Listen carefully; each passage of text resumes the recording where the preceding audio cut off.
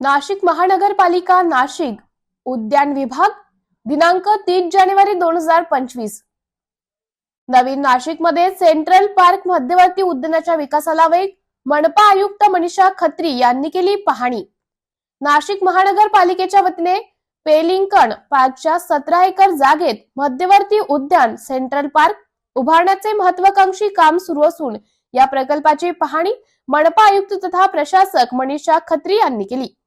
या प्रकल्पात amusement ride, विविध ठिकाणी उद्यान विकसन, लहान मुलांसाठी स्वतंत्र खेळाची जागा, खुला रंगमंच, जॉगिंग ट्रॅक, टॉय ट्रेन आणि ऑर्किड रोप लागवड करून ऑर्किडियम उभारण्याचा समावेश आहे।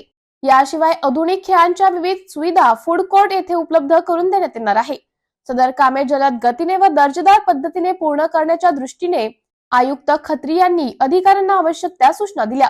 विशेषतः 3 ठिकाणी मियावाकी फॉरेस्ट विकसित करण्याचे निर्देश त्यांनी दिले। या पाहणी दौऱ्यात अतिरिक्त आयुक्त प्रदीप चौधरी, शहर अभियंता संजय अग्रवाल, उद्यान अधीक्षक विवेक भदाणे, कार्यकारिणी अभियंता जितेंद्र पाटोळे, विभागीय अधिकारी जयश्री बैरागी, उपविभागीय अभियंता हेमंत पठे आणि अन्य अधिकारी व कर्मचारी उपस्थित होते। मनपा आयुक्तांनी सार्वजनिक बांधकाम, विद्युत आणि उद्यान विभागाला संपूर्ण सेंट्रल पार्क प्रकल्प निर्धारित वेळेत आणि गुणवत्तापूर्णरित्या पूर्ण करण्याचे निर्देश दिले।